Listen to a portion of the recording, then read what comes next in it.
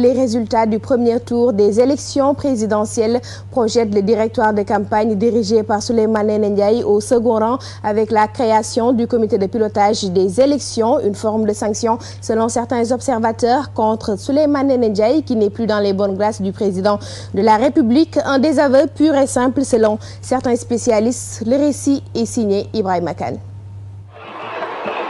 La responsabilité du score insatisfaisant des FAL 2012 au premier tour serait-elle imputée à Souleymane Ndiaye? Tout porte à le croire au vu du désaveu dont il est victime de la part de son mentor.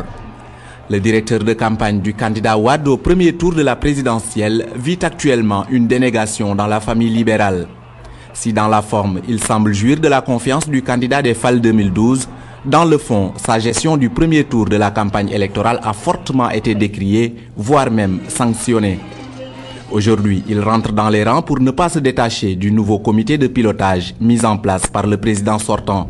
Nouvelle organisation qui voit des hommes comme Iba Der Thiam, Mbaye Jacques Diop, Djiboka, Mamadou Diop Decroix et Mamour Cissé aux commandes, et cela au détriment de Souleymane Ndiaye, un libéral de souche. Peut-être une source de frustration qui pourrait avoir de lourdes conséquences quand on sait que ces actuels hommes forts cités sont loin d'être des membres de la première heure du Parti démocratique sénégalais.